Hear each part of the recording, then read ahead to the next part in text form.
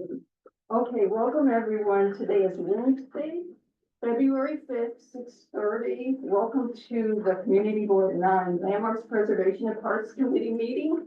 To everyone online and in person, please make sure that everyone has signed in. If you're in online, please sign into the chat. If we don't already have your email address, please provide it in the chat. Thank you, everybody, for coming. It's February, it's cold outside, and we're gonna go ahead and get started with the agenda. We called the meeting to order at 6:37 p.m. We just had a little bit of a technical issue. Can I get a motion for someone to adopt the agenda? I make a motion that we adopt the agenda as is. Thank you, Ms. Caldwell. Is there a second? A second. Who was that? Oh, thank you so much, Veronica. We did not get the final minutes yet, so I guess we're gonna have to hold that off again to the next month. I didn't receive the final, I sent an email, I think two nights ago, last night, to send the final minutes, and I did not receive them. So, but thank you everyone who participated in preparing the minutes. I never received them. So, Heather, who's taking the minutes tonight? huh? Do you know who's taking? Josh, you're online, correct? And thank you so much for asking. I am here. I will be reviewing video to make sure I don't miss anything. I'll send you the recording, Josh, and like I said before, anybody who needs assistance, do not hesitate to ask me. Thank you. And normally, we start the agenda off with Leslie Wright. She is absent today, so I'm going to just read her notes into the record. She says it's Black History Month and there's flyers that are being distributed from the community board. There's a Motown show scheduled for February 17th from 11 to 2. There's a youth and high school 3-point basketball contest. These are flyers that youth has sent out or is sending out. There is a youth Latin expression dance class. There is a flyer for that too. And remember everyone, the community garden lottery is scheduled for February 15th. And I've highlighted that on the agenda. So please be aware of that. The indoor pool will be reopening soon. The date will be confirmed, but the reopening will be sometime in February. Okay. So just remember that the community garden lottery, the doors open at 10 a.m. and they close at 10:59 a.m. So do we have Mallory here from the greenhouse? Yes, hello. Oh, great. Welcome, Mallory. Thank you. Good evening. Yeah, so we have a couple updates here for our February, where I know it feels cold right now, but we're getting ready for our spring programming, which means that Bloom at the Hort Greenhouse, our high school age young, our internship for high school age youth is we're announcing spring registration is open. It's open to Harlem-based high school age young people.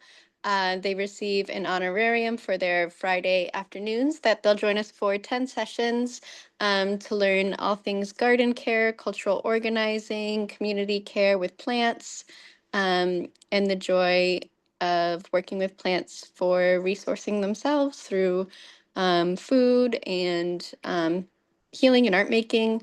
So that spring registration is officially open. Applicants can email programs@thehort.org. I'm going to leave all this information in the chat to express their interest. All this information is also going out to high schools and is on our website. Again, we'll leave it in the chat. So yeah, please share with the high school age young people in your life.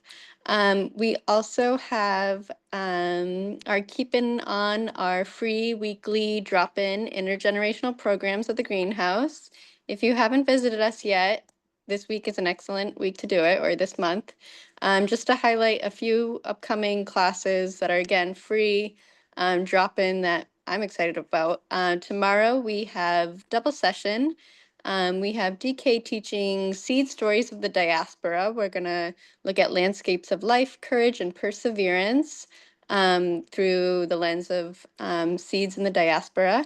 And then right after we have a short film, our first short film screening and Q&A with a Harlem-based filmmaker, Nadia, who's going to be showcasing her Wandering in Beauty short film and doing a Q&A.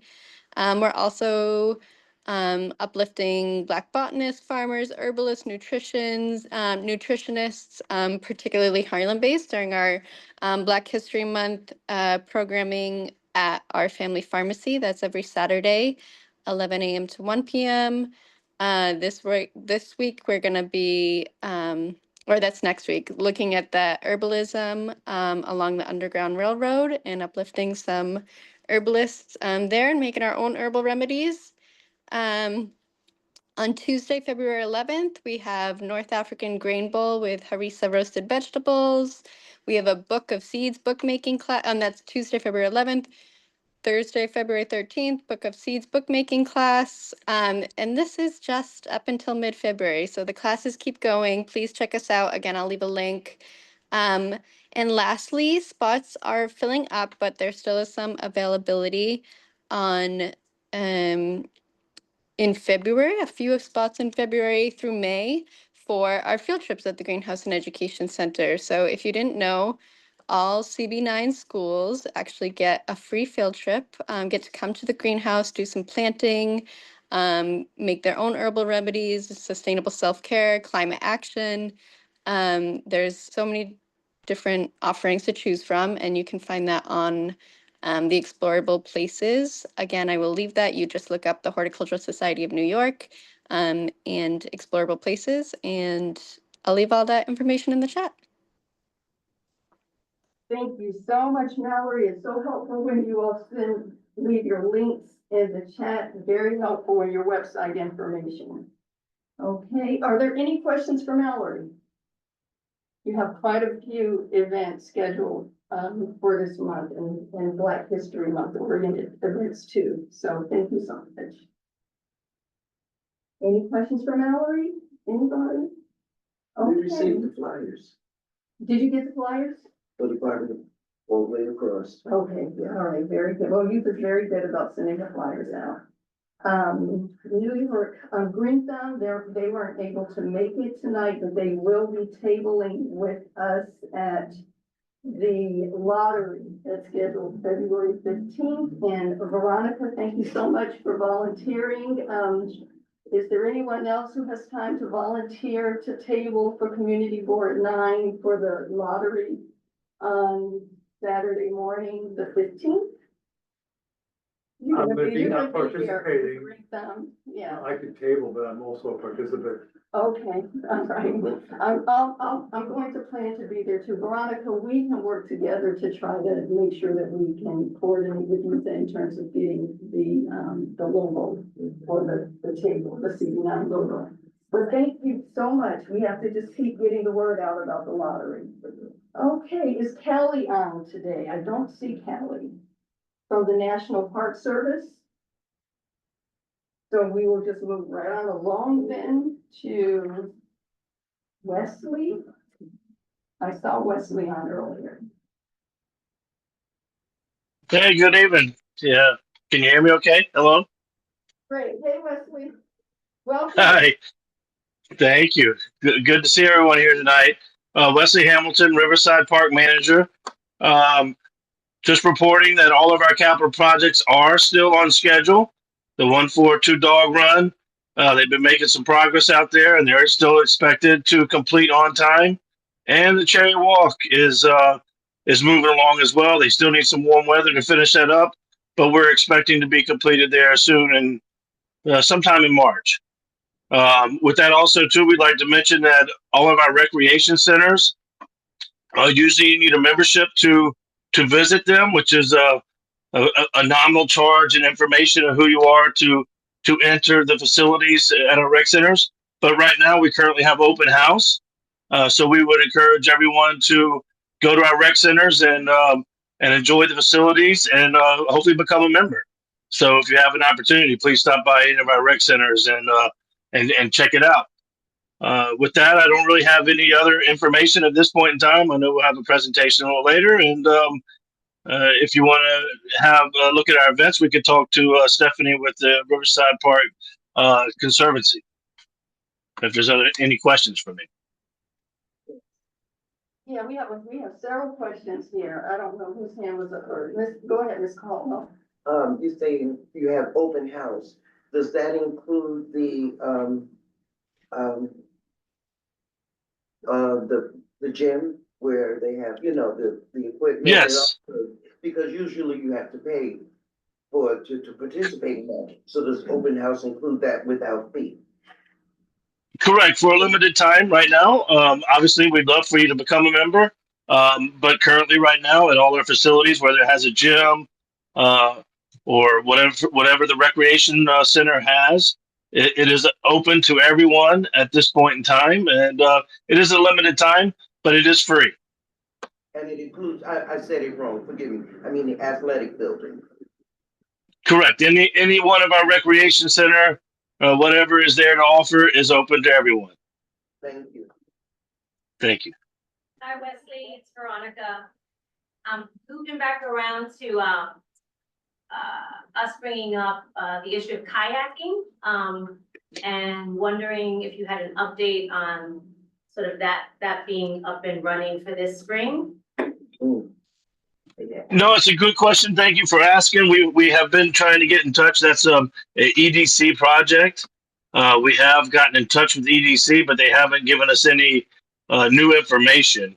They've had some changes, I guess, in leadership and who was handling that. It's taken us some time to find out who that person is. But Steve Simon has got a hold of the person, but that individual hasn't given us any new information to report at this time. And we continue to have that on our list of things. If we get any information, we will update the board as soon as possible. So Wesley, I'm bringing it up because it was raised 3 months ago. And I found it strange that it was a project where the money was allocated, everything needed to finish it was in place. And here we are 3 months later, still not having movement on it. So just wondering kind of what the holdup is and if we can get to like some clarity before the spring gets here. Yes, I hope we would too. Again, like I said, it's the EDC project, so it's not a parks project. But we are investigating for it, and we will update you as soon as we have information. And I assure you, we are making every attempt to try to get information from the EDC and to update the board. Yeah, well, Wesley, could you just, you're giving the initials of EDC, I think, and everyone may not know what that means. Sure. Yes, that's our economic division for the city, or I guess it should call it the. Make sure I'm calling it right, but it's the economic. It's a complete division. Economic Development Corp. Development. Yes, thank you very much, Tabashi. No problem. So it is like a total separate division. It's not a part of parks. It is a part of New York City, but it's not a parks department division. So we're having to get information from another division. Go ahead. Later on in this meeting, there'll be a presentation of converting one lane of the 2 lanes on that exit 12 on the Henry Hudson Parkway to a slow speed lane. And I'm wondering why this would be a bad idea from the point of view of parks. Ira, we're gonna hold that question until you do the presentation, Okay. okay? All right. Will we be available? Yeah, Wesley, you're gonna be here for their presentation, correct? Yes, sure. And yeah, we'll be happy to get into that, but I know that's part of the presentation tonight, so we'll circle back to that. And I forwarded the presentation to Parks, okay? 1 second, our chair of the board, Victor is next. Hey, Wesley, Victor Edwards here. How are you? Hi, good. How are you doing this evening? Good, thank you. Question for you. Who is the contact person at EDC? Because I'd like to reach out to them, coordinate. I don't have that information right at hand, but I can get that to you. I'll if you allow me to circle back and send that to you. And Send it that to was you. David. Oh, Utah? Okay, I'll get it from her. you Thank got you. it. We'll do. Thank you. Very good. And Shannon, I saw your hand in the, online. Did you have a question, Shannon? I bow to Victor's infinite wisdom. I was going to try to cut the corner and get a contact for him, but he's in front of us. Thank you much. Thanks as always, Shannon. You're always on Thank top you, of. Shannon. Oh, wait, go ahead. Hi there, Allegra LeGrand. I was wondering, it seems like Riverside Park has had a lot of erosion happen and it's kind of accelerated the last 3 or 4 years. So there's, sections on the street level that are clearly caved in. There's sections on the mezzanine that have those big concrete things, the garbage trucks don't accidentally drive there. And I was wondering in general if there had been an assessment about how stable the whole park is. Have you had engineers come out and have a look at it? I mean, it's a problem we have like all up and down the parks along the Hudson. That a lot of these old terraced walls, they're just, I mean, they're 150 years old now. And so, have you had a look at that? And is the Cherry Walk fixed, or is it also still has some erosional issues where it might be closing down shortly again soon? Thanks. Thank you. So that's a great question, and it could be a lot to that answer, but I'll try to touch base on that as briefly as possible. Is our staff monitors a lot of the erosion conditions, and there are some situations that are different from each, and most of it is related to drainage issues. It's our drainage is getting very old in the park, and we have done a lot of studies and a lot of design work for some improvements in certain areas of the park. But there is no one reason for that's not going to cover everything from there. Obviously, you've got the waterfront, and we have some different issues in that location. So we monitor the conditions, we monitor the wall, we monitor the hillside, we monitor the waterfront. When we notice anything of severity, we notify our engineering team. And yes, for some of the conditions, for many of the conditions, we have had our engineering team and look at them and responded. For some of them specifically, like near our tennis court area, we have a condition there, and we have a capital project plan there, I believe, this spring that will be accommodating that project. So depending on what the issue is and what the fix is, because it's not the same fix for everything. But we do have plans for some of the other areas, and we're constantly as well as investigating any new conditions. So I wish there was one simple answer to give you for that, but it's a very large park, and it has a lot of different environmental issues, whether it's being the hill or the river. But yes, we do monitor it. We do notify engineering, and we do have engineering check it out. And we usually bring all that information to the board and present plans when we do want to do a capital project that includes the subsurface improvements of the park. The tennis court project, I'm sorry, do you have a project number or is there a website that I can go to check that one out? Yeah, I have to circle back to you. I believe it was brought some time ago, but yes, there's a project that will be included in that, and we have it's more than just a drainage issue there. It was a repaving of the waterfront, and in that project, we will be picking up. If you're familiar, there's a sinkhole right near the tennis court. I don't have a number there, but again, I can circle back to you and get that information to the board. Tennis courts. 96th Street tennis courts, our clay courts. Okay, not the 119th, which are actually in this community board. Well, yes, And you that's guys actually have 7, I guess. A 7 in that area. So Not talking about the one to be on this our tennis court, we talked about 96th Street, where it's like right there in the Yeah, water. play tennis courts. correct. I'm sorry. We crossed 2 boards. You know that, Iris. So, and that is really close to the border. So you're referring to 119? Yes, I thought you were talking about the 119th, sorry. There's a project there too. Well, Well, again, we like I said, when you talk about erosion conditions, we cover we have that issue throughout in a lot of areas of the park. So uh, we do have, and that's what I was saying. We have different issues and different conditions throughout the park, and some of them have different remedies, if you would. But we do constantly monitor those conditions, and we do report them to our engineering team. Thank you. Very good. Ira, you had another question? Yeah, I had asked, I forget who, what was being done about the tree roots crossing the path, Cherry Walk, because one of the reasons for all the work there is because the tree roots have totally buckled the asphalt there. And the trees keep growing, so I was wondering if they were cutting the tree roots. Yeah, I don't have that information, but I don't believe so. We don't typically do that, especially unless we absolutely have to in parks. So, as you know, trees are uh, preserving the trees is one of our goals with the Parks Department. So, but I'm not over that. I'll look into that again too, and if I'm wrong, I'd be happy to touch base with you. But no, we're not. To my knowledge, we're not cutting tree roots. We should be going over the top of them, and we're using impermeable products such as asphalt or whatnot that does allow moisture to go through. Also brings up another question, because in the past, you've used concrete.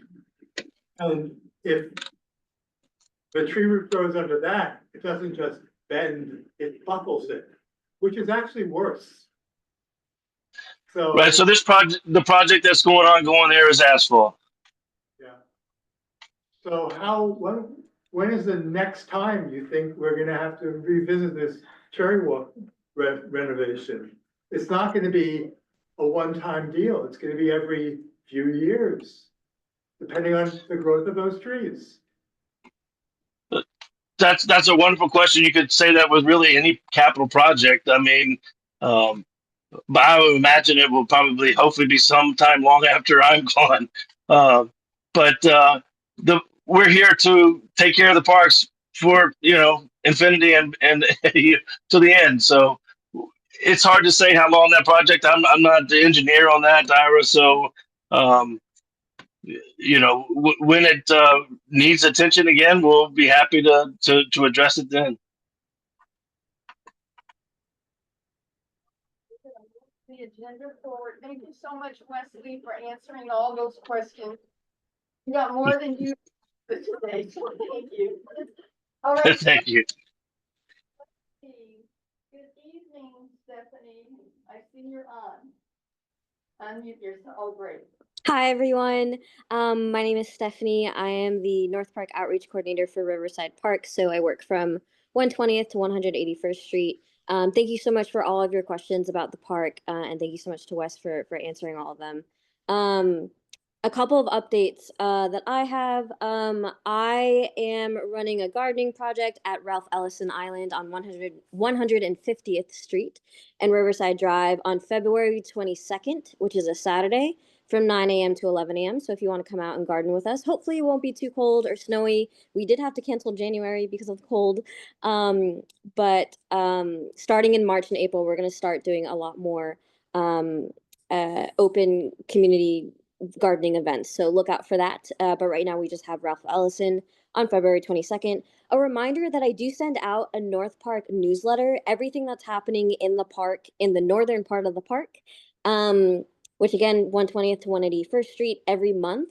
I will be sending it out tomorrow. Veronica and Ira, please look out for a mention of Jenny in there, which is really exciting. But if you have any events that you would like me to plug that falls within that community of West Harlem and Washington Heights, feel free to send that to me. I'll put my email again in the chat.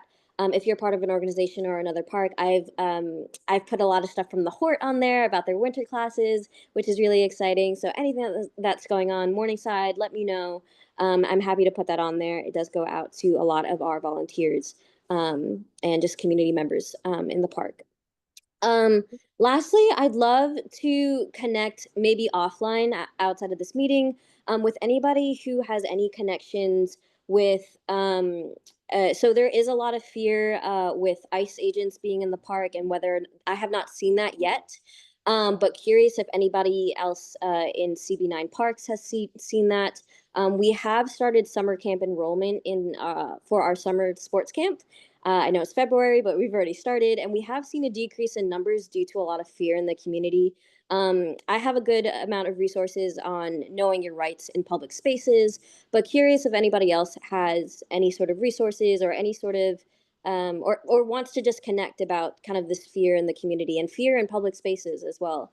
I know our parks are supposed to be safe and great spaces for all. So if anybody wants to connect on that, I will put my email again in the chat. Thanks so much for mentioning that. Very important to know your rights. Go ahead, April. Hey, hi Stephanie, thanks for joining us tonight. I had a question about the concession there at, oh my gosh, what is that, Riverside 150?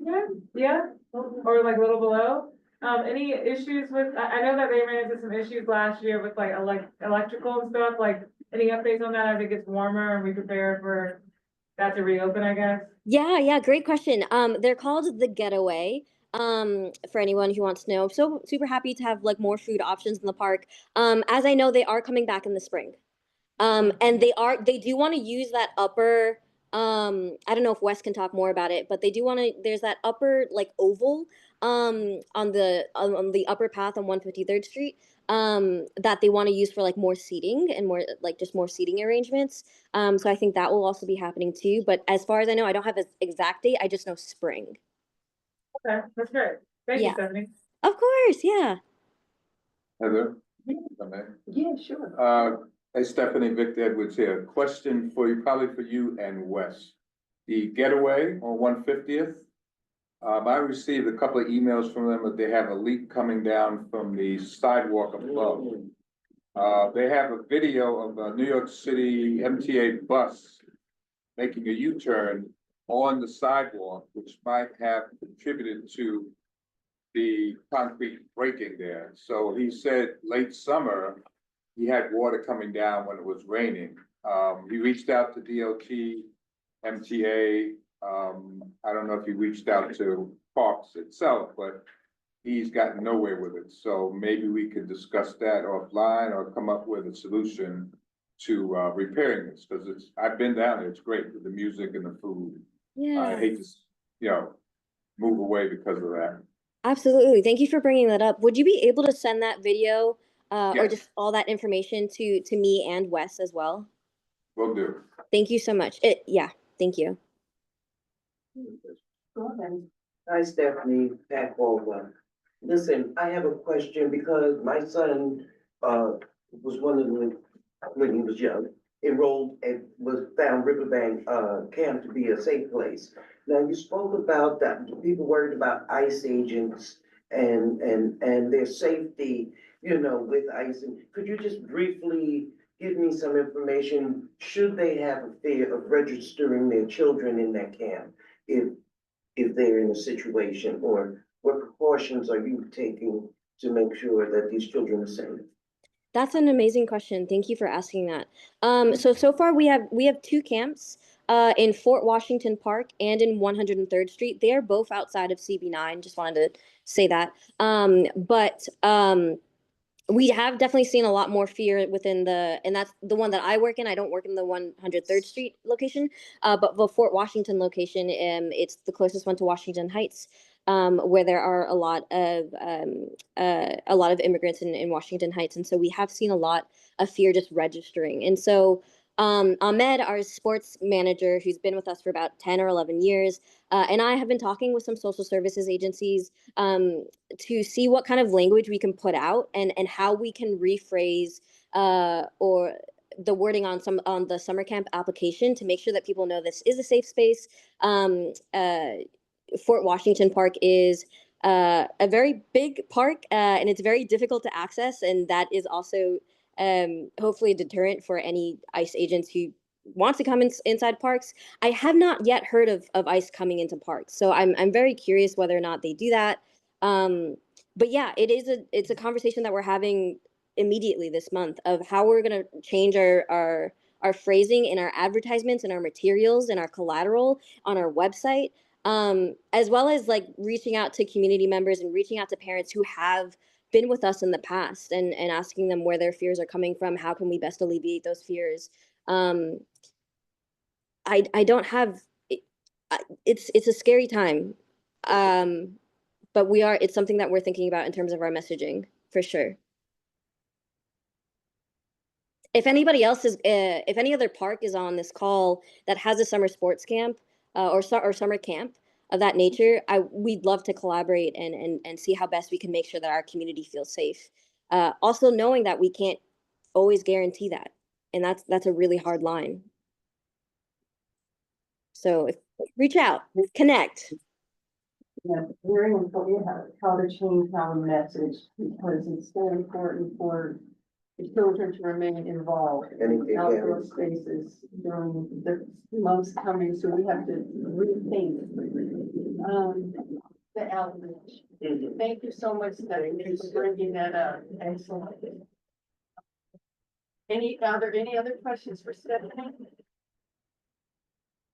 Okay, I don't see Karen on today. St. Nicholas, any representatives for St. Nicholas Park? Hi, this is Tapashi. Karen is under the weather and she's not able to make today's meeting. But she also mentioned there isn't much, there's no updates from Friends of St. Nicholas at this time. I thought I saw for Friends of Morningside Park. Any representative for Morning? I see Clyde. Yes, Oh, good I'm to here. see you. Thank you for coming. Sure, you're welcome. Morningside Park. Thank you so much. Yeah, sure. So our updates are first a positive shout out to the Parks Department, the major renovation restoration of one of the significant staircases in Morningside Park, one of the ones by 113th Street, leading from the lower level up to sort of the middle level, has been completed. And Tapachi told me that it actually was completed ahead of schedule, and that's now open and looks wonderful. Somewhat on the downside, we're still trying to work with parks to get a gardener for the park. We haven't had a gardener for many months now, and we do have another contact in the parks operations area who we hope can help move things along. And our board has outlined our proposed slate of major activities that Friends of Morningside Park will coordinate or sponsor for this year. The first of those will be the Saturday after Earth Day. To build on Earth Day, we plan on having a volunteer day, and then in the afternoon, a barbecue. We typically have a barbecue every year, but this year we decided we try to combine it with thinking about Earth Day by having volunteers coming in the morning. And typically for our major volunteer days on Saturday, it's usually a combination of planting, weeding, trash pickup, mulching, etc. So as we get closer, we'll just see what things are the most important to have done in the park with the volunteers, how many volunteers we can get, etc. But that's the first major event that our Friends of Morningside Park has planned for this year. And we'll get more information to you as we get closer to that, and also as we get closer to the other events through the summer and fall into the winter. So those are my updates. I don't know if anybody has any questions about those. Any questions online, or I don't see any questions here in the audience and taking online. Okay, wonderful. Thank you so much, Clyde, for being here. You've become a regular, so thank you so much. Sure. Welcome. Sure. Okay, so Tapashi. Hello, good evening, everyone. Tapashi Narayan, Historic Harlem Parks Administrator. This month for Black History Month, we have a Historic Harlem Parks super hike. I mentioned it on our last community board meeting. It's this Saturday starting at Morningside Park, making its way through St. Nicholas and ending at the northern tip of Jackie Robinson Park. It'll be from 12 p.m. to 2 p.m. and you'll learn about the history, geology, ecology of those three parks. It will start at Manhattan Avenue and West 110th Street in Morningside Park. You can register online or you can feel free to show up at Morningside at 110th Street. I can drop the link into our park's website link after I'm finished speaking. As Wesley mentioned, we have the Manhattan Recreation Centers are opened this entire week from Monday to Saturday, February 8th. This includes all 11 of our recreation centers. Non-members can experience what the rec centers have to offer in this time. I also want to let you all know about the New York City Green Fund Grassroots Grant Program by City Parks Foundation is currently open. The deadline is Friday, February 28th at 11:59 p.m. This grant provides funding for you to activate a local park or open space. The grant provides support from $1,000 to $40,000 per year, along with the option of a 2-year funding for returning grantees to better sustain projects long term. The grant is intended to advance the viability of grassroots initiatives across parks and open spaces in all of the boroughs. And also, not lastly, New York City Parks is also hosting a job fair at the Highbridge Recreation Center on Wednesday, March 12th from 11 a.m. to 12 p.m. So if you know anyone looking for an open position, please send them our way to Highbridge Recreation Center. It will include the Parks Department along with other city agencies. So please help us spread the word and share with people who might need a job. And as Clyde mentioned, the Morningside Park 113th Street staircase has been opened in mid-January. Usually it takes capital projects a year of construction. The 113th staircase went into construction in April of 2024. So we're actually 3 months ahead of schedule here. And unfortunately, we do not currently have an update on the gardener for the park. Are there any questions for me? Yes, I have a couple. Hey, Sasha, do you mind? Sorry. Hey, April. Hey, first, thank you for offering the tour this weekend. I will be in North Carolina, but I would be like totally down if I was here. So thank you all for programs like that. I have a couple questions. The first, do you have any, are we still projected for the lawn at St. Nicholas Park to be reopened in the spring? Is there anything that could be done at the St. Nicholas Park dog run because of the ice and the snow recently? It's like a slip and slide out there. It's like very muddy. It's like crazy out there right now. And then just an FYI, we are reviewing a resolution this evening about requesting the National Park Service to reopen the pedestrian gate outside of Hamilton Grange on Mondays and Tuesdays. Just an FYI. So we will be sending that to the Parks Department. Okay, April, you asked 3 questions. What was the first one again? The first one was, are we still projected to open the lawn at St. Nicholas Park in the spring? You know, I'm gonna have I'll Matt weigh help in, me on that one. on that, April. So we're anticipating opening it up probably at the end of the spring, beginning of the summer. We have to make sure the roots take hold underground. It'll look like it's green and lush on top, but a lot of it will depend on kind of weather and how the sod establishes to the ground. But we're anticipating by summer. Okay, fingers crossed still for spring though. And then anything we can do about the dog run? It's like really muddy and slippery and just like crazy out there. I can take a look. I don't think there's a lot that we can do other than wait for the weather to dry out, which, we're supposed to get another storm here this starting early tomorrow morning. So, unfortunately, you can't really clear ice, or it just has to dry out naturally on its own.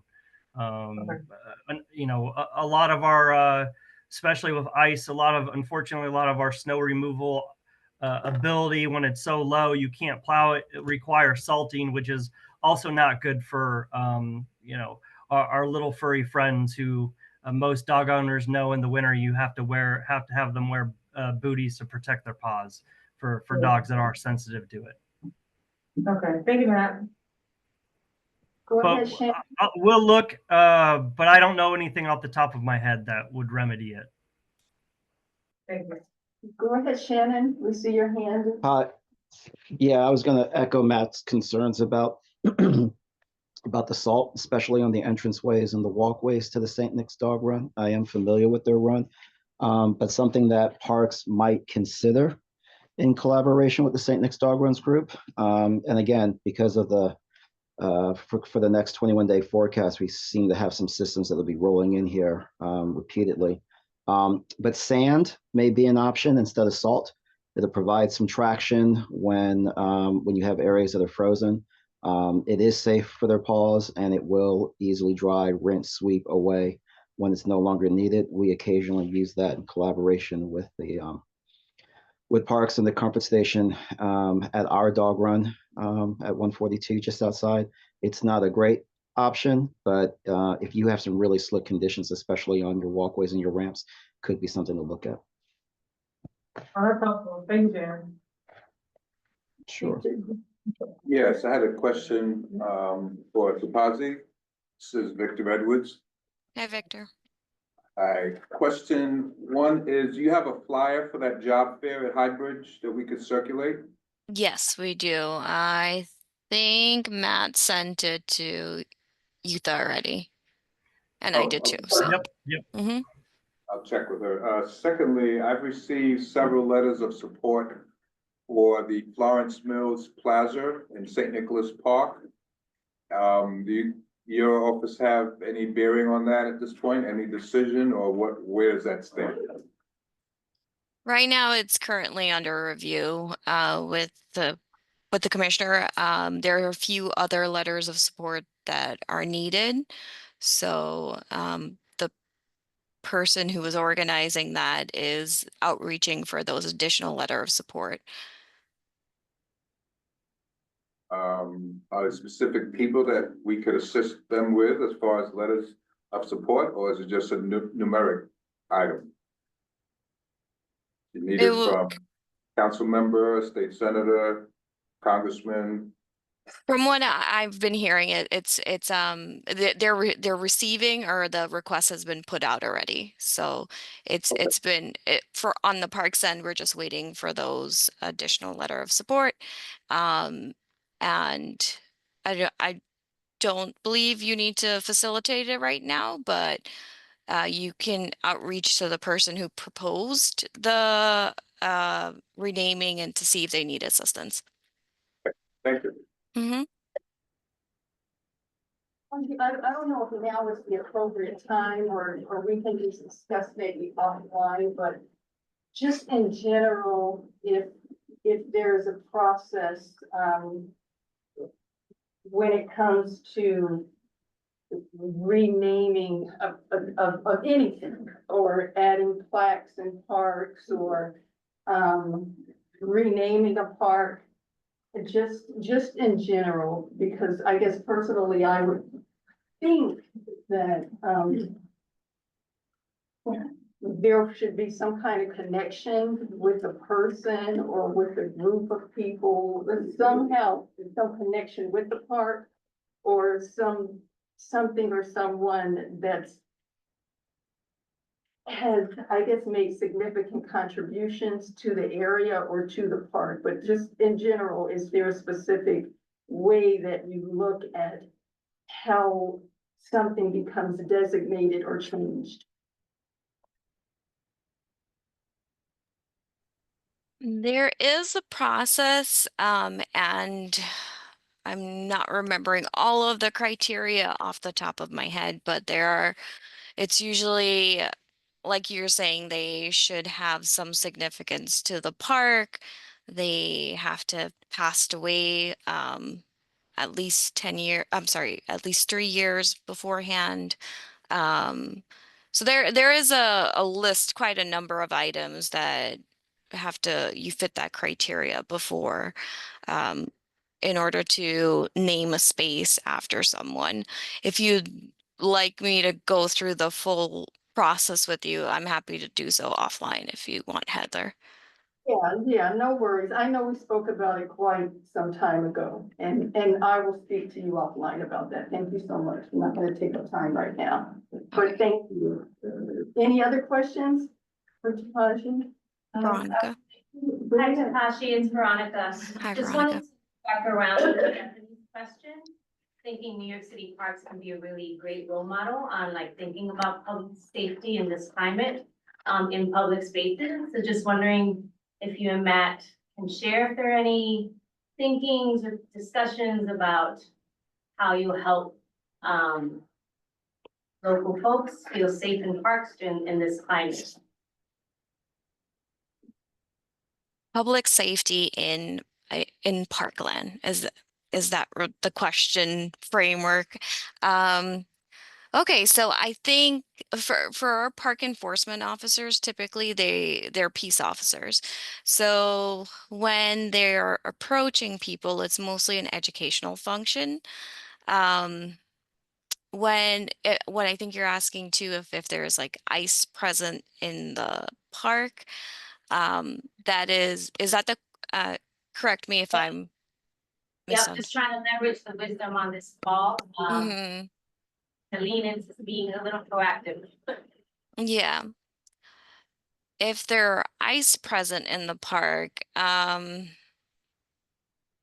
it's honestly, as Stephanie was I saying, mean, it's really like a ongoing focus on thinking. But sorry, Matt, you had something to say? yeah, I mean, when it comes to winter storms and clearing parks, we have procedures and priorities in all of our parks. So first and foremost, the perimeter of the parks are taken care of first. Then we move to the interiors, taking care of staircases and the main thoroughfares first. So, for example, in St. Nicholas Park, the 135th staircase, because that's a main thoroughfare for people to commute. In Morningside Park, it would be the 116th staircase and some of the main thoroughfares through there. So with the resources that we have a strategic plan when we do have storms where priorities for certain areas of the park are cleared first. And then after, we've done all of our staircases, the perimeter of the park will move into interior main thoroughfare staircases. So we Matt, do. I think they're talking about the agency ice. The agency ice, not the ice. Oh, yeah. I'm sorry. It's okay. Yes. But now you know that we now I get to have a little insight on our snowstorm operations. But No, we love Matt. That's not his privilege showing. All right, leave him alone. We love Matt. Behave yourselves. Behave yourselves. That's important. Yes. So I think in terms of ICE agents being present in the park, it really is important to know your rights. And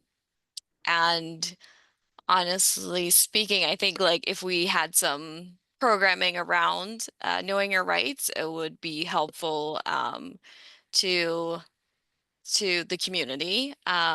If anyone wants to help me think through that programming, I'm happy to help bring it to Community Board 9 Parks.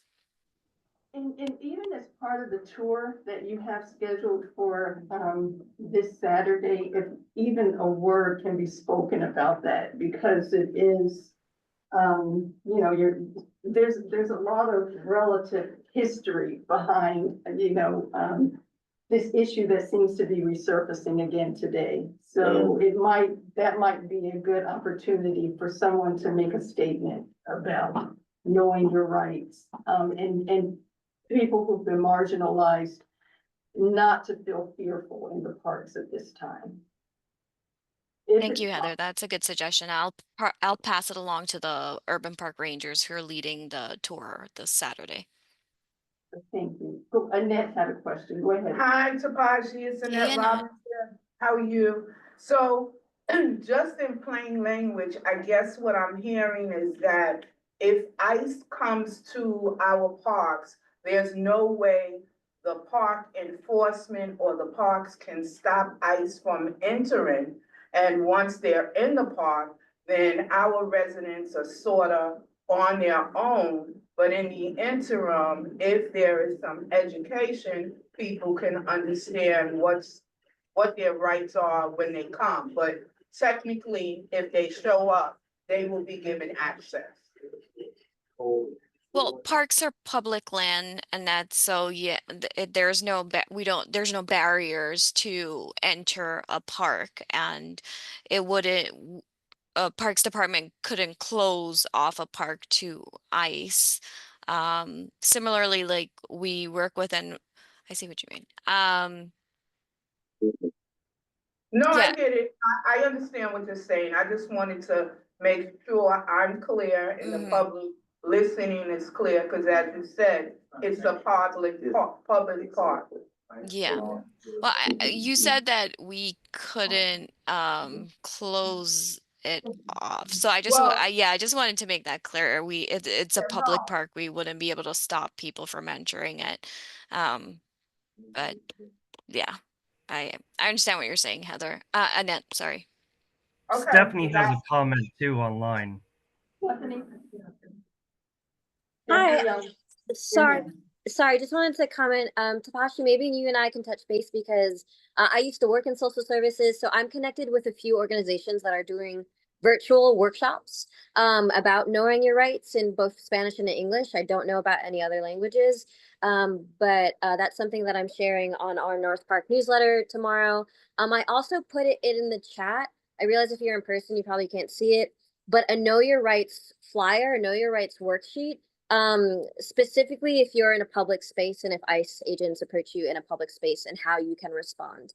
I shared it in English. I've also found one in Spanish as well. So my email is in the chat if anybody wants that, but it is in the chat. But Tapashi, maybe I don't know if you wanted that resource, I'm happy to share. Can you share that with Yutha and she can distribute it to our community? Absolutely. I'll do that tomorrow morning. Thank you. No problem. Thanks. So thank you, Tapaji. We're gonna have to move the agenda forward. No problem. Thank you. Do you have any updates, Matt? Yeah, just a couple other quick updates. Along with the job fair that Tapashi mentioned, we are currently hiring and we have positions posted on our website for seasonal staff. Our recreation division is looking for people to run our movie nights, our mobile play vehicles, and do other public seasonal programming. And all those positions are posted for applicants online right now. And then we also wanted to remind people and encourage people, if you are planning on having an event in the park, please make sure you apply for your permit for your dates as soon as possible. There are lots of applications coming in for events for the course of the full year. So even though it's February, there are people who are booking the park out through Labor Day already. So please get your permits in. Time is, the earlier the better. And then some ongoing construction that we have in the district. The Alexander Hamilton basketball court is still under construction and moving along and on schedule. And then soon, the Green Street at 126 in Amsterdam will be going under construction. The fence there is being upgraded to right now it's a chain link fence and it's being upgraded to a wrought iron fence, which will make that intersection and corner look a lot better. Those are all the updates that I have. If anyone has any other questions. Have you started hiring for the lifeguards yet? You know, I haven't seen a posting go out for the lifeguards yet. I'll look to see if I can find anything, but I did not see anything specific to lifeguards. I think in the winter they test. They run the water, have them swim in the water. So there were some tests in February. I mean, sorry, January. Okay, very good. So thank you everyone for those announcements and updates. We're ready to start the presentation. Do you have your presentation? Yeah, that's great. Can I Do you want me to share screen? share? Do you mind if I, You go to can my- come, yeah, let me see if. Can make you. You gotta make me co-host. I'm sorry, because I can't see, I got my glasses, sorry.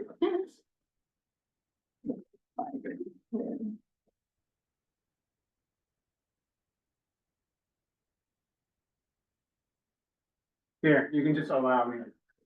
Oh, you got, Just you hit got allow. it, okay. Oh, I can't see, I don't have my glasses on. I believe it's 10 slides. I think I could do it under 10 minutes. Okay, no worries. I want to be respectful of everybody's time. I'm placing bets. Yeah, let's just. I'm only messing with you. I like high stakes. So he's also on our, he's a member of our community board, and he's also on the I uniform know his services. face and looks transportation. familiar. Yeah, he was familiar. That's fair. So thank you so much. This is what working together is about. Excellent, yeah. Can we take, You got it? that in? You can, and. I It's, can- we don't need, there we go. Okay, excellent. So, like Heather said, thank you so much for welcoming me to this wonderful subcommittee. My name is Felipe Castillo. I am on the community board. I serve on UST, which is Uniform Service and Transportation, and I also serve on Economic Development and West Harlem Piers. So I'm an avid park user. I thoroughly enjoy New York City parks. I really use multimodal enjoyment of the parks. I walk to the park, I bike to the park, I take the bus, the subway to the park. I've even canoed the circumference of Manhattan once, and that was lovely. And I did stop in West Harlem when there was a pier where we could load up a canoe or a kayak, and now we can't anymore. And it'd be really nice to continue to row on the Hudson and elsewhere. So anyway, but what I want to talk to you all about today is something that's very near to my heart, which is increasing park access and seeing where there's low hanging fruit, where we can redesign or appropriate space appropriately for access to the park. So The other one, the smaller one, The line. right, I'm sorry. the line, the next one over. just drag it or the X. Yeah, Here, I got it. Oh, I see it. Let me do it. I don't have There you my go. glasses on. Right there. There we go. Okay, so this presentation is basically the punchline is repurposing an excess lane, an excess travel lane of the northbound exit from the Henry Hudson Parkway to a protected low-speed bidirectional lane. And then the idea is that this is going to improve access to the park, defer maintenance costs, and I've gotten together with a team of other folks in the community who are here today, Ira and Allegra, and I'm going to be presenting some of their work. Some of these photos were, most of these photos were taken by Ira. Allegra's worked on the presentation and I worked on the presentation. So it's really a collaborative effort, and we're really excited to show this to you today. Allegra and Ira, you just jump right in there too. Okay. Yeah, if you want to interrupt me, please. But again, we want to get it under 10 minutes and we're at You're okay. 7:37. Okay. So current conditions, current travel conditions, right? You know, we're diving into the weeds here. I know this is a landmarks and parks, subcommittee meeting, and we're gonna be talking about some traffic stuff, so forgive me for that. But I do have some experience on UST and I like numbers, love numbers, so I want to talk about this. So there's 2 travel lanes. That's what the exit is. That's what it physically occupies. The annual average daily traffic is of 6,000 vehicles. When we think about 6,000 vehicles a day, it's really not that much. The previous exit on the Henry Hudson Parkway is exit 11A, and it goes to 96th Street. And that one is only 1 travel lane. That means it's only 1 lane for the motor vehicles to go on it. And that one handles, 25% more, 7,800 annual average daily traffic, right? So it's 1 lane and it handles more. So this is overbuilt. These are 2 travel lanes for quite a bit. I think it's a half mile, but it might be longer. And this requires regular surfacing, which is expensive.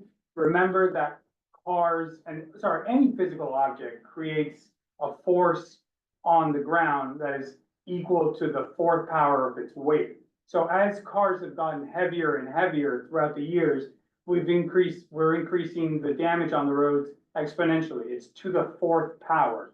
So like 2 to the 4th power is 16, right? So it's really the heaviness of the cars and trucks really deteriorate the road much quicker than they used to, maybe, you know, like 30, 40 years ago. So that's the accelerant.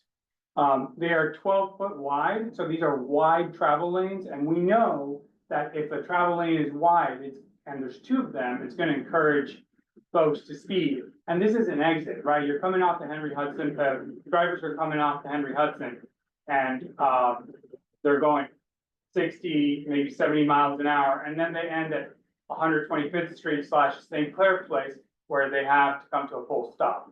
And there's a crosswalk, so you can imagine that we do not want people in cars driving fast. If they drive fast and they hit something, person, you know, something squishy, right, they're gonna really create a lot of damage. So if we can decrease the speed that they travel by narrowing lanes, that's a win. Okay, so we could even make it even narrower by converting one of the travel lanes into something else, something new. And this is a vehicle lane for slow, lightweight vehicles. Could be 12 to 13 foot wide, so it goes both ways. So let's make sure that we relate it to parks. Yes, because we have- yeah, yeah, so this is where we start talking about parks. So access to the parks is what this would yield. There are no entries to, there's no level entries to Riverside Park, unless you're counting the Cherry Walk, right? And there's no, the only other entry is a staircase. So this would allow a level entry to Riverside Park from the north. Otherwise, you have to go past General Grant's tomb around 121st for an access into the park. So this is for a level entry. What I mean by that, it's not at a grade, there's no steps, it's an accessibility issue for those who find that steps are a challenge.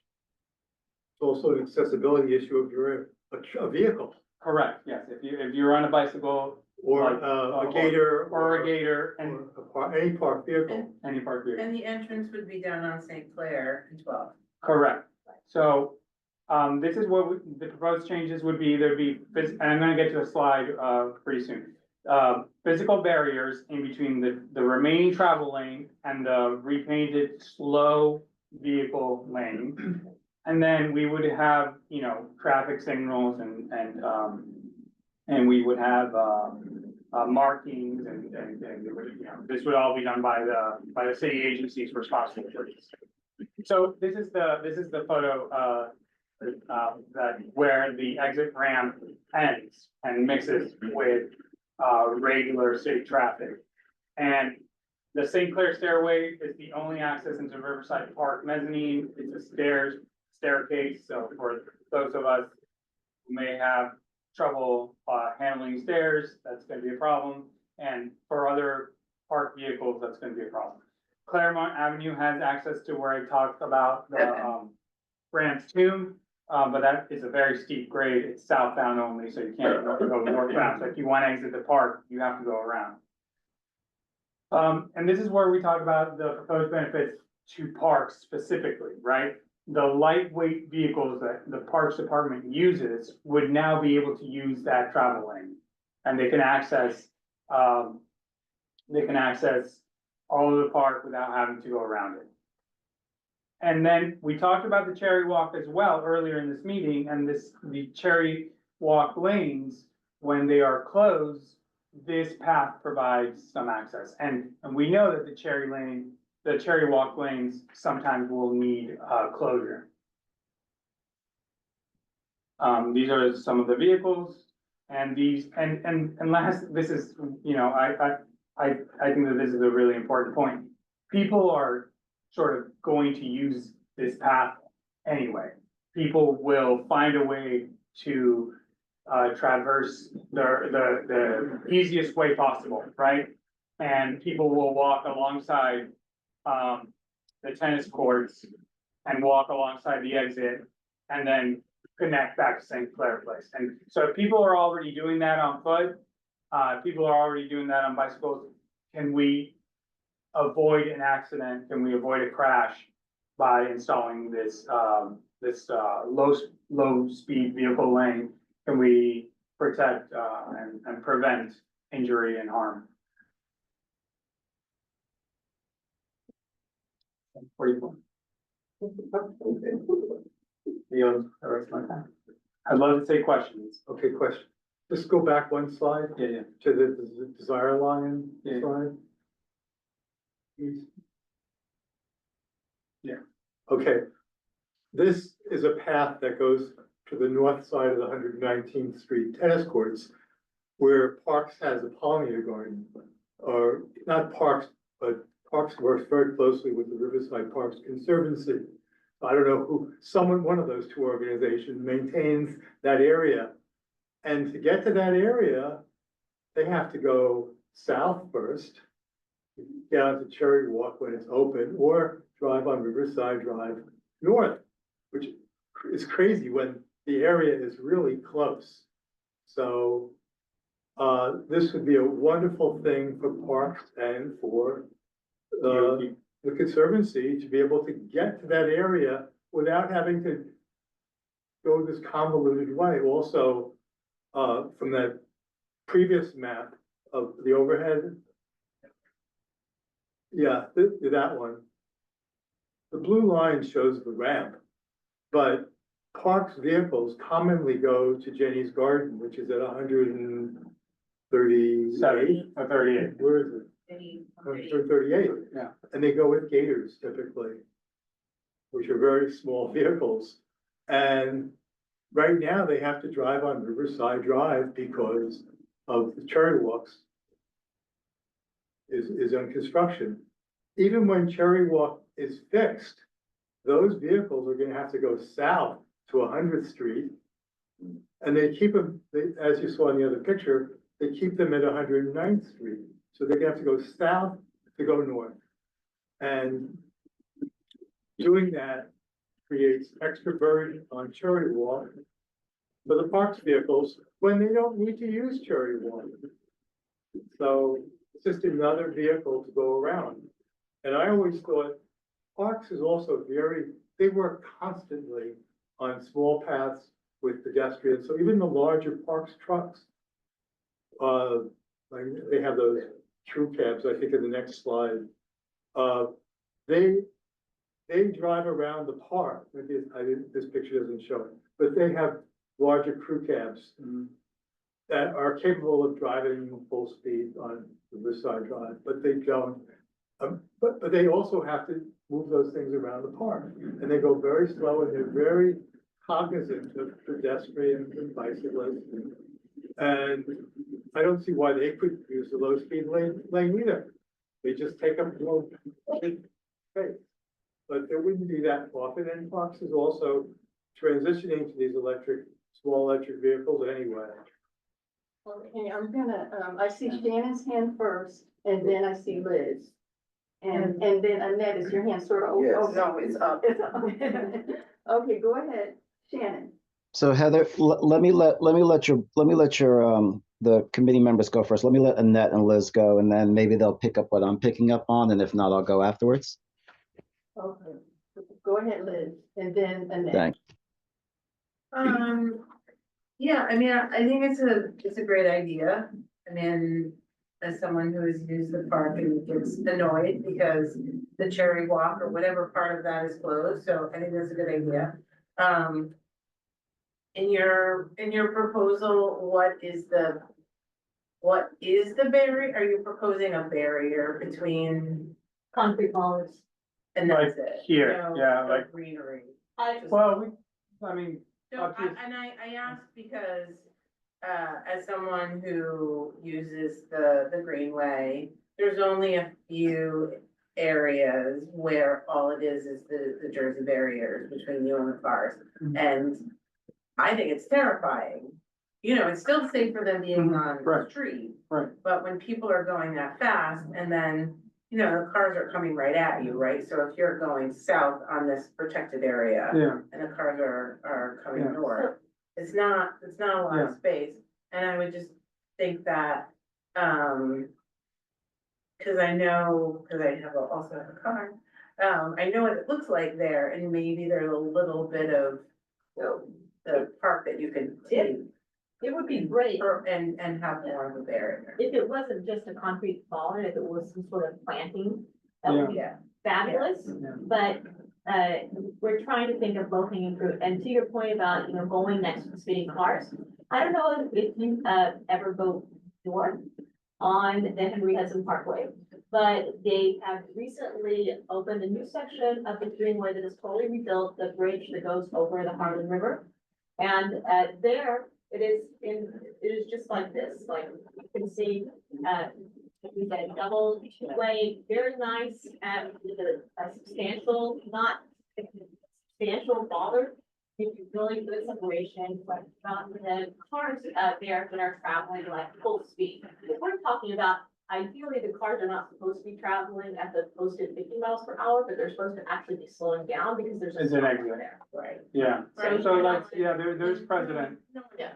There's like, I think putting, I don't know if you have examples in the presentation, this other example, but I think that would boost your proposal of saying, Totally. including the example There's- of where something similar is. yeah, there's also precedent on, the Washington Bridge between, the Heights and the Bronx. Mhm. So there's a two-way bike lane, connected there. And then, the Brooklyn Bridge, connecting Lower Manhattan to Brooklyn, has also a travel lane that got repurposed. And only has a Jersey barrier between the bike lane and the travel lanes. So there is precedent. Right, is there, you may also just wanna look up stats Yeah, I did, of accidents. oh, there haven't been any on the new ones. Yeah. Yeah. There haven't been. Go ahead, Annette. So my brain gets confused with visual and spatial. Yeah. So just for my own, when you're on the West Side Highway, there are 2 lanes. So this proposal is that when you get to 112th Street, that one nearest becomes a much smaller lane. And a pathway is going to be created for pedestrians and bicyclists. Yeah, repurposed, yeah. Two lanes to exit, so the highway is, you still got your lanes going north. I The got that exit- part. the I got exits that. too. So one travel lane remains for motor vehicles to travel on, the large cars that travel on the Henry Hudson. So. Okay, and you're before us today because you're requesting just to share this information, or you're requesting a letter of support? I What do believe you we- need from us? So I believe we have a resolution to request this to Parks and GOT. And to UST, this would be more. Yeah, it's also, yeah, I'm also on UST. I'm also gonna present this at UST. So it's gonna, So yeah. this is just a joint, we wanted to Yeah. come before Parks because it benefits Park. And I'd like to hear if Matt or someone from Parks, if there's any kind of input that you have, I think it would be helpful for the team to hear any input whatsoever coming from Parks. Are you still there? I would defer to Wes if he's there because his Riverside's under his operation. Yeah. Hey, good evening. Can you hear me? This is Wes, Park Manager, Riverside. Well, I there's a lot I could say about it. I would have a few questions myself. I mean, originally when I heard this, I thought it was for temporary access while we were working on Cherry Walk, which didn't seem very realistic because we're almost done now with Cherry Walk. So that was kind of why we were like, well, it's not even worth it to go to DOT and look at a detour, because that was the way it was permitted, proposed to me was a detour through the area. But now looking at your proposal, it would have more questions for me, or at least I would have more questions as to this would sound more like a permanent reuse of the park, which would requires a lot of different approvals. So typically when we do something, for instance, like Cherry Walk, we're repaving asphalt that was already approved to be asphalt and already approved to be a walkway. So in this case, you would be looking at trying to put a path where there was no path. That would be a new use. And then, and it's not temporary. It's not, or maybe that's the question. I don't know if it's temporary. If it's temporary, my answer would be, will be done shortly. And it's, the amount of money and effort put into the temporary pathway it would be a lot of effort for something that would be resolved in a few weeks. Wes, this would be permanent. Definitely permanent. Okay. So permanent brings a whole other element. And looking at it, that's what I would think would be permanent. So now you're looking at trying to utilize parkland, and it would be required like a new use. So it's not that it's impossible, but it definitely creates more hurdles. And it would have to be something that the community wanted. And I'm sure you would have to put that out. We don't have any authority over DOT's property. So at some point in time, you would have to take it to DOT, and the community would have to say, hey, we don't want 2 lanes. And then the community, the question would, do they all want a bike path? Do they want parking there? What's the best use of this lane if you were to first get it closed off? But you'd have to sell the whole project. We're not against it. It's just there's a lot of pieces of this puzzle that doesn't involve parks that would require DOT. But the big thing that I see would be using the park property in a new use. So it would be a capital project in and of itself. So there would be funding issues, and who would maintain what property. I mean, typically DOT maintains the asphalt on the DOT path. If it was turned over to a bike path, now that would be, I guess, Parks' responsibility, or these would be a lot of the issues we'd need to resolve probably moving forward. So this is sort of a first step. Yeah. Okay, we're gonna move the agenda forward. Yeah. I didn't get a chance to say, look, I've worked on 112th and Broadway since 2001. That's how old I am.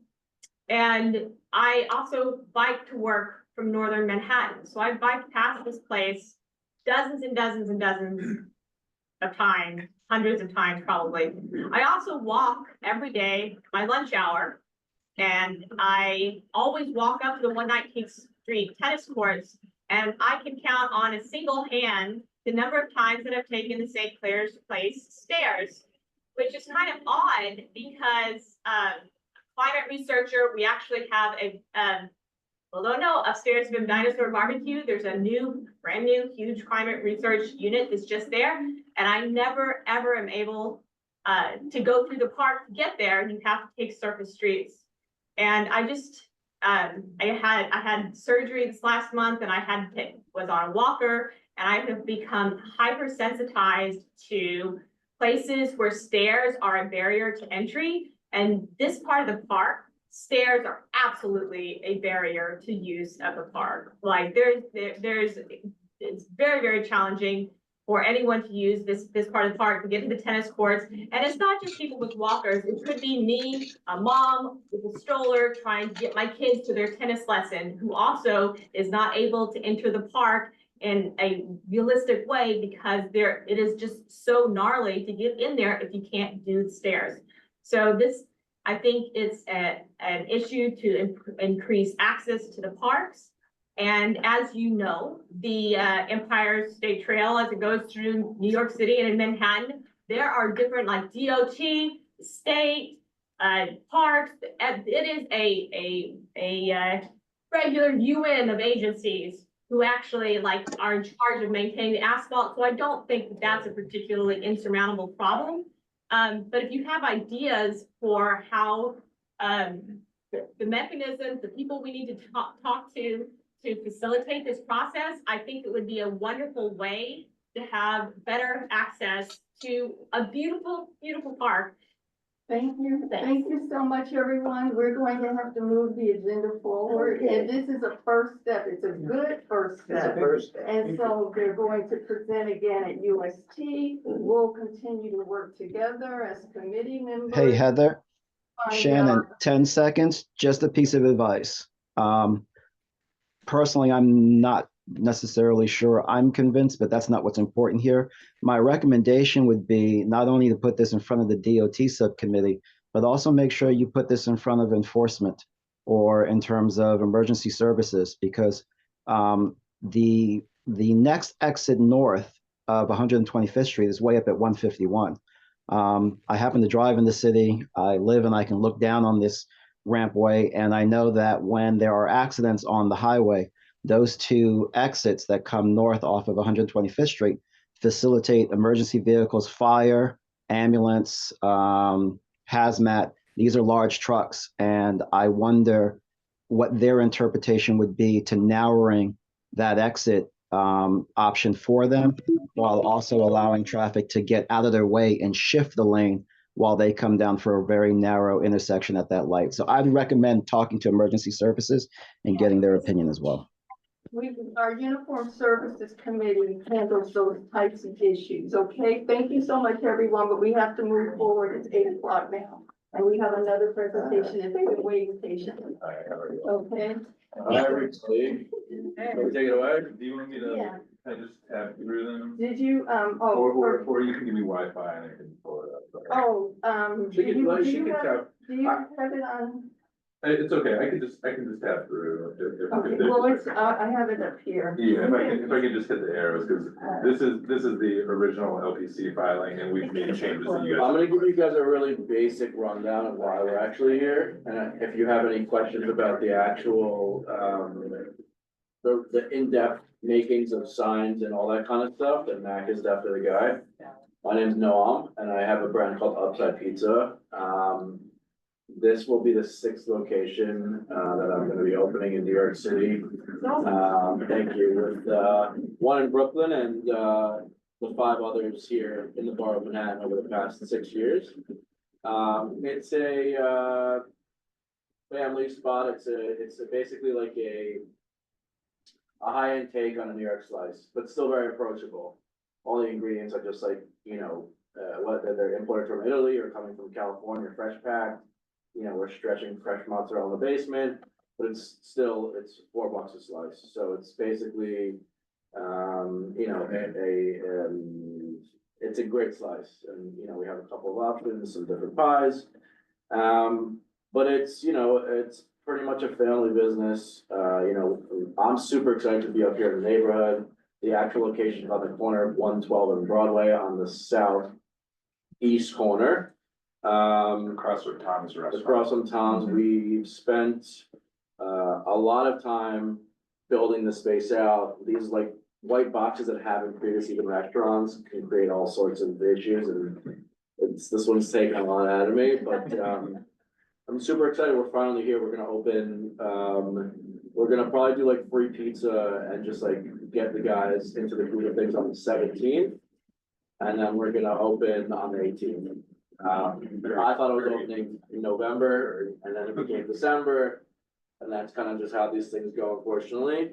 But basically, you know, with all my stores, I try to kind of build into the neighborhood versus just bringing some new brand up. So for example, and you'll see a bit later in Greenpoint, we did this really classic sign that Mac will pull up. In Nolita. Again, we did like a ton of our architectural research and kind of built into the corner, the super powerful and super popular corner versus kind of bringing in things that This is the green point. yeah, that's our Greenpoint sign. So it's just like And my company built the sign, this is fully permitted, yeah, gone through COV and everything. yeah. Mac is here to talk about like the ins and outs of the actual sign. But I think from the perspective of understanding basically why I'm here is because, again, we want to do things that are going to be here for 30, 40, 50 years. And I think that signage is, you know, without good signage, you don't have a good business. And so we spent a large time focusing on signage itself. And we felt for this specific location that neon was the right call. So it's exactly across the street from where Tom's restaurant is currently located.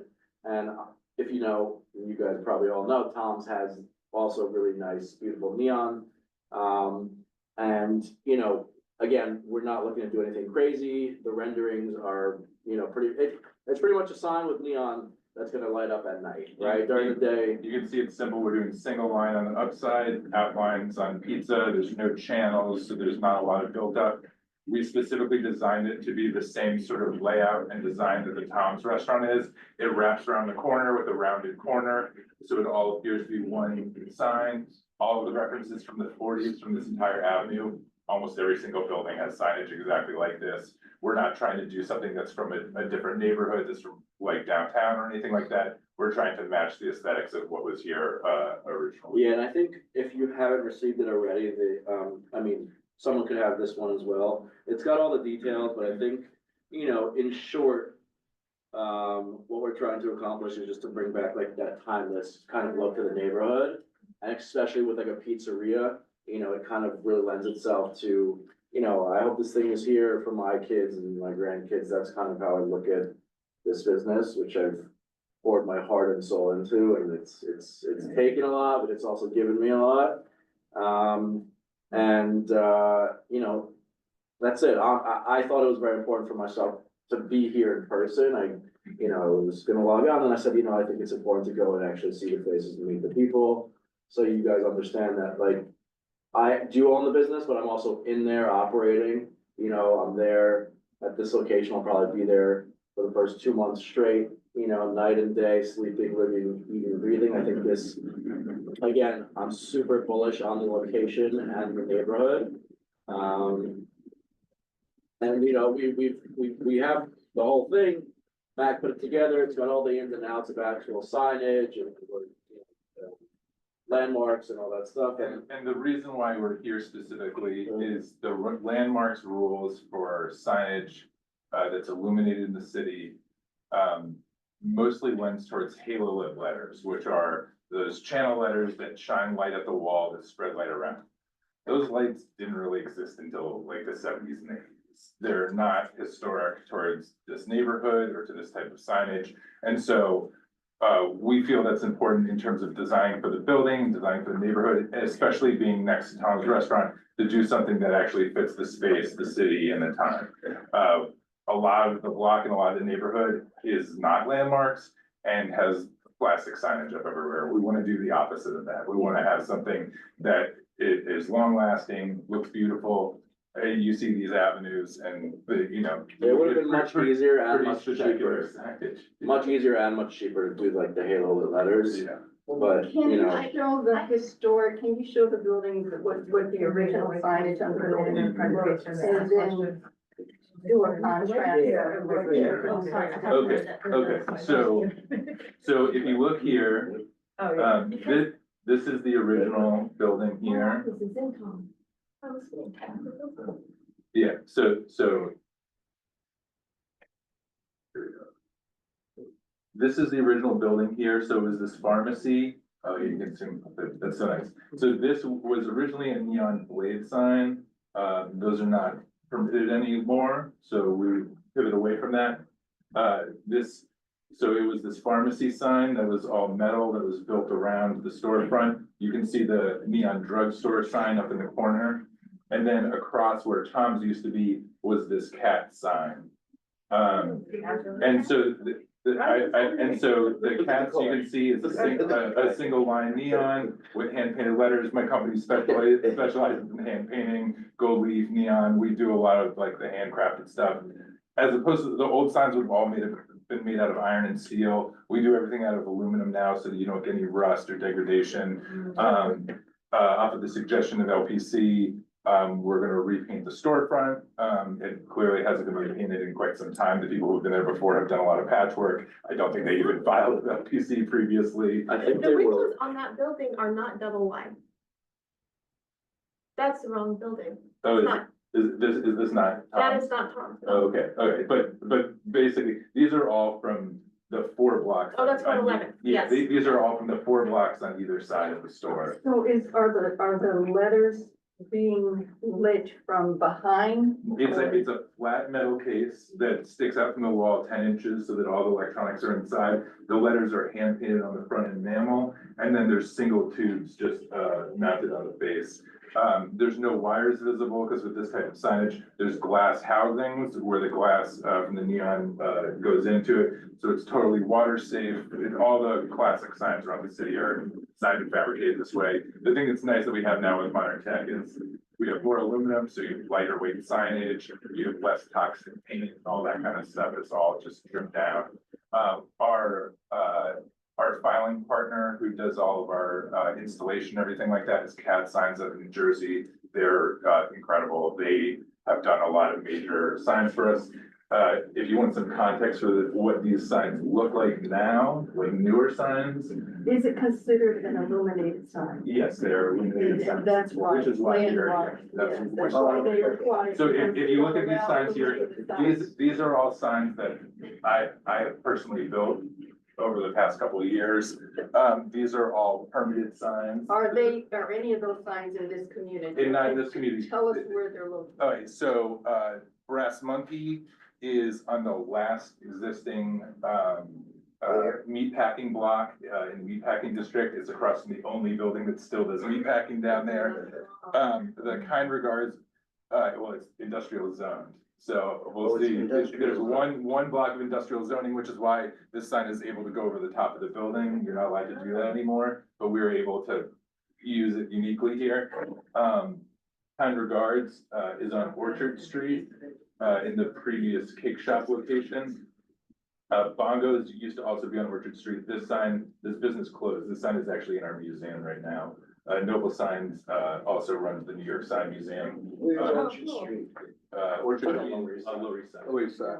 Okay. Yeah, so we founded a nonprofit for the New York Sign Museum a number of years ago, and so we do tours in our space. And then this last one, Veselka opened up a location in Williamsburg. That's their production facility. This is right next to the BQE, and so both of these signs we built by hand in our shop. These are channel letter signs, so they have the metal letters around the outside. What we're talking about for this one would be more like Kind Regards, where you just have simple tubes mounted over hand painting and metal. Very, very simple. Trim on the top and bottom, very clean, no brackets visible, everything is tucked away. Have you inquired, I have one question. Have you inquired about, the tenants who are living right above the signs, whether or not it is their living room area or the bedroom areas? Have you talked to tenants? No. The idea that these signs would get up to I them. wonder what the Yeah. illuminating factor is. So it's not that bright of So- an illumination where it's gonna. So affect the people in windows. this building are getting the illumination from Tom's across the street. Mhm. The light from here would not pass up around these bump outs, any significant way compared, Tom's is only red neon, so the red spill from Tom's is significantly more than this. We have red on upside and pizza and south side is white. Do you have a picture of Tom's? Yes. Is that a basement store, one that you walk down? No, no, you can see it right here. This is why we've aimed to do this, is we want it to match style, form. It's directly across the street. It makes sense for the intersection. Do you put your point, I'm not seeing. This is Tom's restaurant right here. Oh, okay, I got you. Yeah. Is that tubes as well? Yes, that's exactly the same layout. It's outlines and then this is what we're proposing. So your sign is up without the tubes at the moment? No, this is a rendering. We spent a lot of time trying to make this. We spent a lot of, it's not built, nothing's been done. We spent a lot of time trying to make it so that y'all will understand exactly what we want it to look like. I just want to make one comment because I did visit the corner at night, late at night. And this particular restaurant happens to be on a very dark side of the street. There's not a street light on that corner. The street light is across the street. And so it looks very dark right now. And so actually, having some light there from the sign makes that corner feel a little more safe. That's why we're here, really, Yeah. you know? I sent the email out to everybody. If you get a chance to try to visit the site, go ahead and You had call. federal One security second, officers one there. second, just hold up. Go ahead and call. No, I'm clear, you pretty much asked my question, would there light shining to somebody, to the residents within the building? And if you have, asked the residents. Yeah, it about shouldn't, but I'm happy to go around. I'm gonna drive down there now and I'm gonna check out, the Tom's sign. And I doubt it, but I will send you, a picture of what it looks like and how heavy the illumination I is. took pictures. You I did, took okay. lots of pictures at night, and that was, And for context, from the top of the window, in the storefront to, the bottom of this lintel is like 72 inches. Yeah, Pretty far. Pretty big sign. I just wanted to comment that, and thank you. Just wanted to comment, I think it looks great, and I appreciate the work y'all did on it, and excited to see y'all Thank you. put it up. Thank you very much. Yeah, Matt, they do an incredible job, Noble Signs. We've been using them for like 5-6 years almost, and they do all this stuff for us now. And I'd just like to point out that this is real neon and that I know a lot of neon is getting replaced everywhere with LED. Rockefeller Center was just recently replaced and approved by Landmarks to be not real neon, and the preservation community was pissed.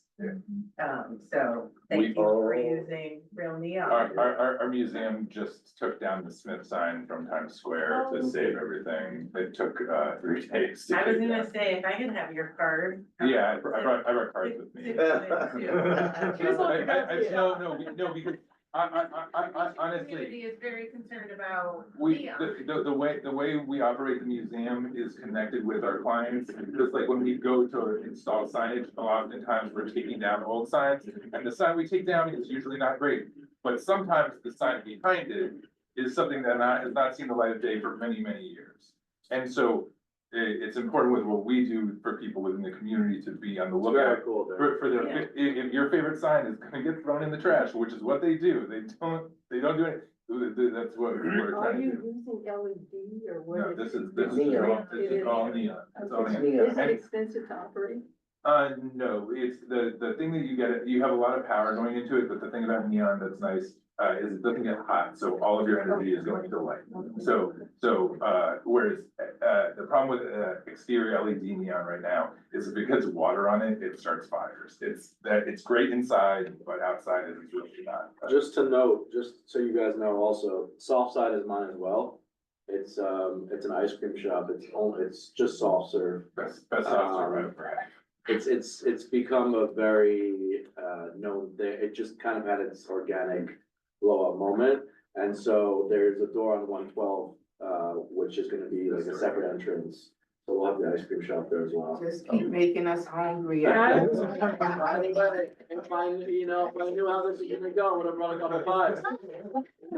Hopefully, yeah, don't make me come back next time. Yeah. I'll, once we get the sign up, we'll send. There's Go ahead. Tom's Restaurant is the building that I actually work in, and the second floor there, I can tell you what we actually have there, which is a hyper wall for displaying like really high resolution scientific data. So it's like a dozen 55-inch TVs all put together, and we do amazing Earth visualizations. But this, if it's not LED, I think we might need blackout curtains, or you think we? What do you work at night?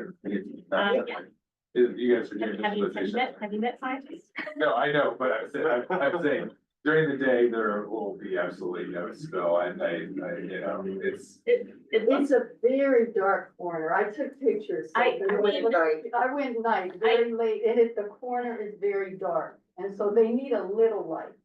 So we're gonna take a vote, because we have to move the meeting forward. Can we, Liz, did you have a question? the residents? Okay. The- Yeah, so everybody vote, and then I just remind you, if you vote yes, or if this is unanimous consent, I'm going to send around a notice for everybody to just write a couple of lines that can be added to the letter, that we all have to prepare the letter together. And everybody just come up with a couple of lines of what you think that can be added into the letter, so that that's just not one person trying to prepare the letter of support. Because everybody has ideas, and I want to make sure that everybody's ideas are included. And let's just count with a couple of things. Some people are more technical than others. Some people are more aesthetic than others. Just say what you feel, just 2, 3 to 5 lines, and then we'll just combine a letter together. So, is there a motion for unanimous consent? I second it. Oh, I motion for unanimous. Second. Thank you so much. Thank you very much. So everybody's in agreement. Great. So, when is your landmarks meeting? 25th, I believe. Of this month? I'll be there. Yeah. Okay. I believe it's the And 25th. Maria from CAD will be presenting, because she handles the DOB submission and everything. Great, and I need your card too, because I have an iconic sign on my building. And, so this will go before our executive committee next week to add it to the agenda for the following. If you need any additional information. Where are you? Thank you so much, thank you, and that corner needs some light, so thank you so much. Thank you so much. Thank you, everybody. And for giving me the information, and they have the sign posted for our community board. I checked it out. Oh, we did, we also, Thank you. You laminated it. we also did all the signage for Charles. Yeah. We've done all of it. So they followed all the, our procedures we're coming up with, they followed all the procedures. Whatever you guys need. On the 45th too, right? Whatever you Yeah, we did 125, 135. Is that neon? What's the? No one problem. that's Just over? send me an email. Is that neon on the, and My George absolute Chicken? pleasure. You said the 17th. I don't know. I'll be there. Thank you guys very much. I appreciate everything, and, we'll see you soon. Okay. Thank you. And thank you. Have a nice evening, okay?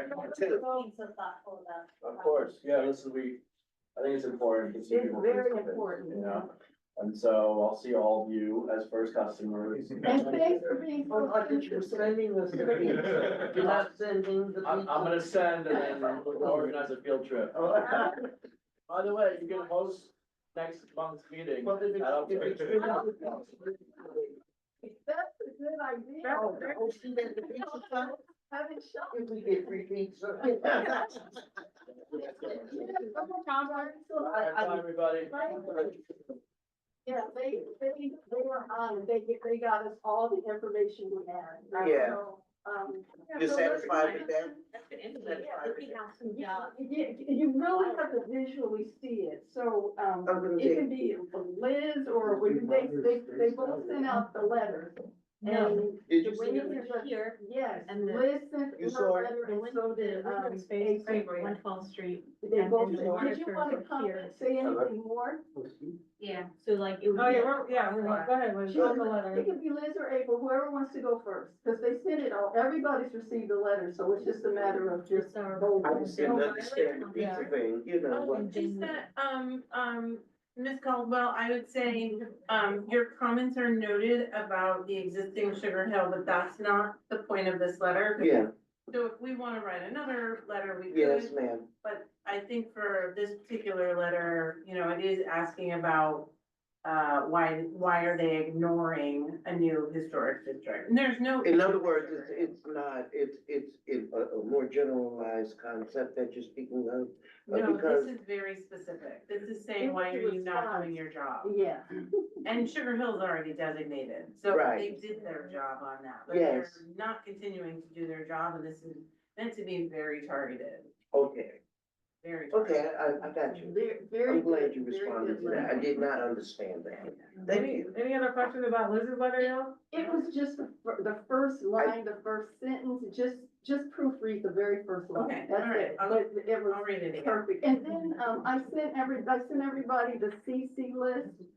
So just to help you out, if you just make sure that you add everybody, on her CC list Oh, that yeah. needs to be on it. I forgot to add, well, Parks wouldn't be a part of that, but is yours?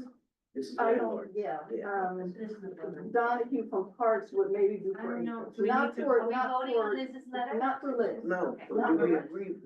Go ahead. April. And then for my letter is about the pedestrian gate that continues to be closed outside of Hamilton Grange National Memorial every Monday and Tuesday because the park is closed, so they now lock that gate. Yeah. That's a new thing, they just started that a couple months ago, it completely cuts off access to the park for, park goers. So we're asking them to, continue reopening that gate. I don't know if Parks is on, but I'm pretty sure Parks is the one that locks that gate every evening. But I'm sure y'all got some directive from the National Park Service to lock it or keep it locked. But we're imploring the Park Service to reopen that on Mondays and Tuesdays. And I also will be presenting a Google form where people can comment and send their comments. And it seems like the Parks Department, the National Park Service really, they respond to a lot of they respond to things like comment cards and stuff. So Right. I'm going ahead and doing that as well. And April did send out that comment, and I have to read them. Both excellent letters, thank you so much. Are we voting on that at all? Both of them, First, you wanna- before we vote tonight, this is the first time I ever responded to that Google document ever, but thank you. Thank you. That was really great, and yeah. Thank you. So, we're gonna vote on both of the letters together or separate? Is it just Unanimous any- consent for. I second. Unanimous support for both of the letters. I second. Nice. Okay, all right, so we're Okay. done. Yeah. Are there any other, we just wanna, let's see,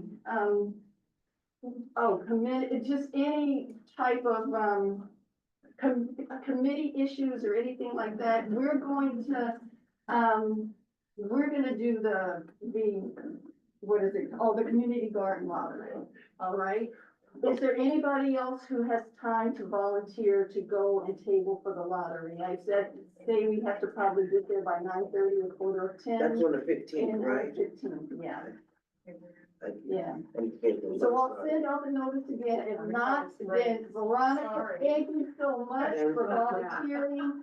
I'm not gonna have Libby standing alone. We'll do it together, okay? And we just have to get so is there a motion to go ahead? Oh, the last thing, you said you didn't get the minutes last month, so sorry about that. I guess, I'll touch base with you. Yeah, I sent suggestions on some updates or changes, so if we could please, So I'll resend it to you. Yeah. no Okay, worries. so I wasn't here at the top of the meeting, so we still have not approved the minutes for December and January? For January at least.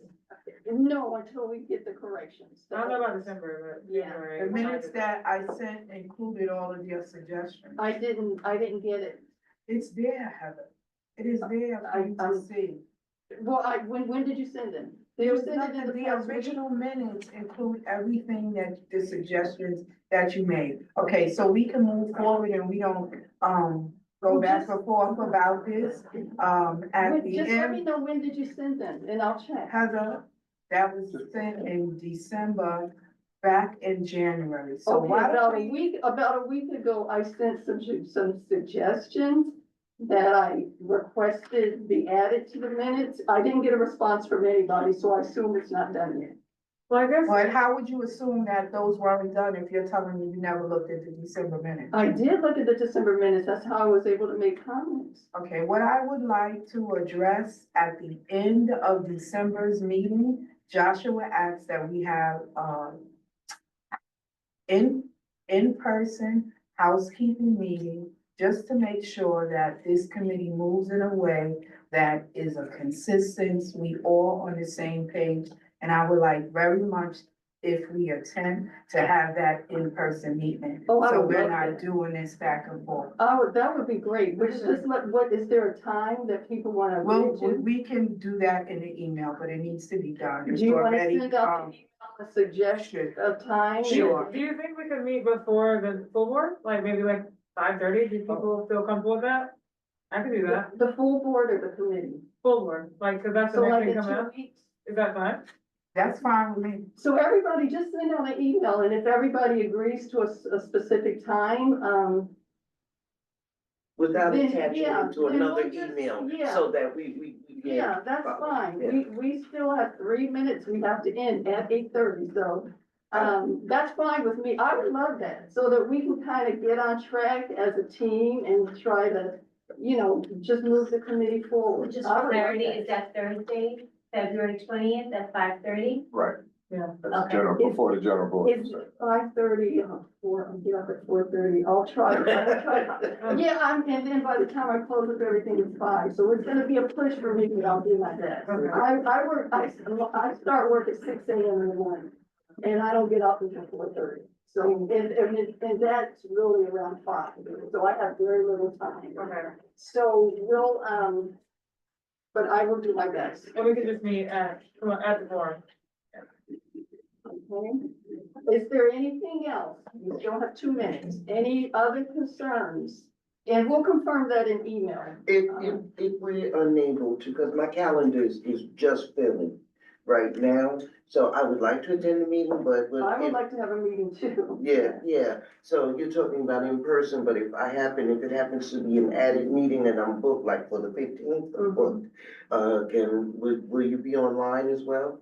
I'm flexible to do it online, Thank you. either online or in person, but the team should decide, and whatever's best for the team, I'm willing to be flexible. It's to the do day what's of our best. general board meeting, we're all supposed to try and be there. Oh, in that's person what we're anyway, saying, right? it's general board during the general board? Yeah, we'll know hour Asking before. to be Hour there extra early could be challenging for some people. And I just want to say real quickly, although we're ending at 8:30 and the survey that was taken, the majority of us said 8 o'clock. I just want to state that we need to keep in mind that our staff office, people do not live in the borough of Manhattan. They live in the outer boroughs. So if we get out of here at 8 o'clock, it gives them ample time to get home. Yes, we have this agenda and it takes till 8:30, but there is a way between time and announcements and all of that, that there are times we can get out of here at 8 o'clock. I agree. And it's really in consideration of those staff people, because they have 9 committees that they have to literally stay for. So if we're out of here at 8:30 or 8:45, So a they're motion getting. to adjourn the meeting at So you just 8:30? gonna interrupt me At as I'm 8:30? talking to adjourn?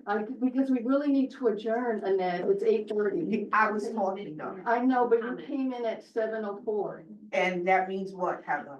I don't get to have. Let me just say this, Mr. Chair. You guys talk about that at the meeting that you're gonna have in housekeeping. I hear what you're saying.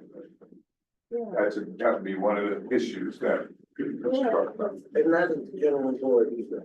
No, for the general. Yeah, no. Yeah, we can speak, that would be great. Thank everybody for coming. Is there a second? I second adjournment. I want that. Yeah, but what's like the usual time that, the meeting's in? I don't know, something. Try to get them out. All right. Maybe. 8 o'clock, 8:30. 8:30, yes.